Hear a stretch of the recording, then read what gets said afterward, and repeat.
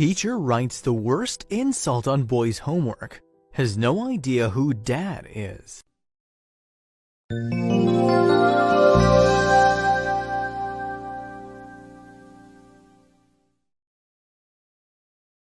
A crushed boy walked with his head bowed towards his house from his school. He didn't want his parents to see the tears in his eyes, but they could see that the 7-year-old had been crying and pleaded with him to tell them what had happened. The child reluctantly got a piece of paper out from his school bag. He handed it to his parents and it would hold all the answers they were looking for.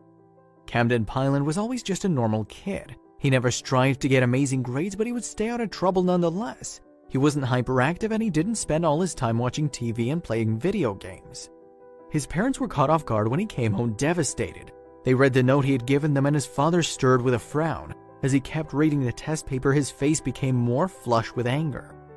Camden was a student at Valley View Elementary School for a number of years. There had never been any issues with him at the school, but everything changed when he walked into the school as a second grader. Now his parents were getting more and more complaints about their son's behavior. Chris decided he had heard enough and decided to look into his son's complaints. There aren't any elementary school children who like doing their homework, especially when they could be seeing friends or playing games once the bell to indicate the end of the school day rings. Camden was no exception and his parents understood it was part of being a kid. But Camden started handing in his assignments late. This drastic change in behavior only started in the second grade. His parents hated seeing their child struggle so suddenly with his academics. What changed Camden's attitude towards the school? Chris was sure that his child could take on the second grade and all its challenges, and the fact that he wasn't made him start to worry. It wasn't normal for Camden's performance to plummet so drastically in his academic life. His teacher was Alyssa Rupp-Bowanek, and one day he arrived home with some feedback from her. That's when Chris thought that she might have a part to play in Camden's newfound difficulties. The father's intuition would prove useful. Everyone's had that teacher that seems impossible to impress. Some kids keep their heads down and somehow slip through, and some stick out, especially if they're kinder and indecisive. This is the teacher that Alyssa was. At the school, Alyssa had already gained a reputation and seemingly picked on Camden before anyone else. The boy's joy started to wane as the constant criticism impacted his self-esteem. He didn't ever let anyone know that it had such an impact. All parents dream of their children doing well at school, but when they catch wind that their child is the opposite and only in the second grade, it's hard for them to swallow. Parents can get involved to help their child, like after-school tutoring and having a more watchful eye on their child when it's homework time. But one thing stands out as outdated and it never works: tough love. It's not just children that hate pointless negative feedback. Everyone would prefer a more constructive approach to criticism so they understand how they can improve and not repeat the mistake. Confidence and self-esteem are the most affected when someone is given criticism. Now imagine a teacher giving such negative feedback to a child who's trying his best. Being a teacher for young children versus older children have completely different approaches. You need to be more involved in the younger child's education when you teach them to help them understand the concepts. Being a good mentor reflects on the children as well, since you're a role model. Chris felt like Alyssa wasn't practicing this way of teaching when she was in the classroom with his child. How could she think her comments were actually helping? Chris can't be blamed for his anger and frustration towards the teacher. The comments on his child's paper were just discouraging. They didn't only affect his confidence, but they were also unprofessional, and no parent wants to see their child hurt. The comment on the math test was absolutely pathetic. He answered 13 in 3 minutes. Sad. Now this made Chris angry. It was bullying, and there was nothing constructive about these comments, not even in the slightest. The problem was that this comment wasn't the first that this teacher had left Camden, and it was the straw that broke the camel's back. For Chris, it was the last straw, and he intended to do something about it. He took insult from how the messages were right from the beginning of the year. It was time to confront the nasty teacher. It's the go-to action that a lot of people take, posting a worry or thought on social media. A lot of the time it's because we can get so close to the issues that we can't see them clearly anymore. Chris wanted an opinion on this situation. What he wasn't expecting was to have such a large impact. Chris began by just stating the facts along with a picture of his son holding up the offending test paper. He was sure that everyone would agree with him. Chris was absolutely amazed at how the post took a life on its own, racking up thousands of reactions, comments, and shares. It seemed that a lot of people felt really passionately about what happens in the classroom, how children should be treated, and what skills a teacher should have.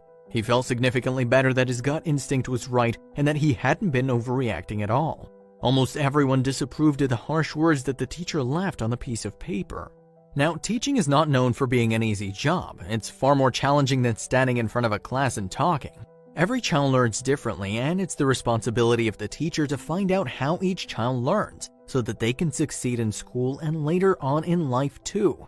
Leaving harsh comments seemed to Chris like this teacher wasn't teaching his son how to learn, she was taking the easy way out and putting the blame on his son. No one likes to work in a negative environment. Take yourself, for instance. If your boss was constantly on your case no matter how hard you worked, you'd be very soon losing your passion for your job and quitting.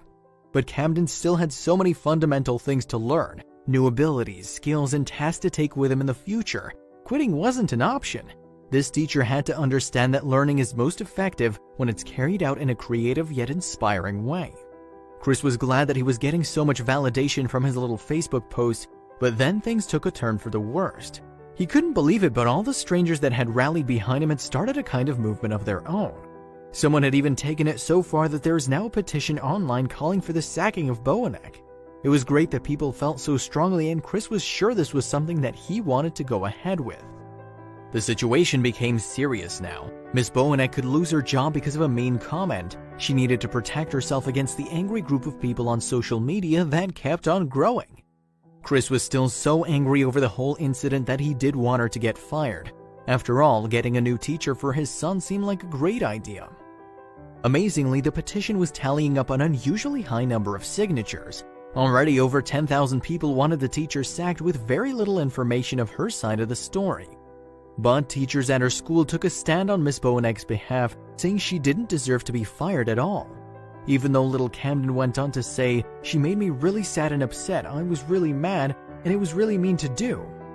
You don't write that on anybody's paper, let alone a little 7-year-old second grader's paper.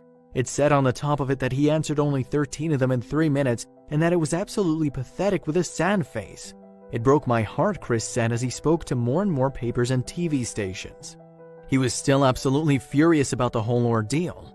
"I believe what you wrote on his paper was extremely unprofessional and just very rude."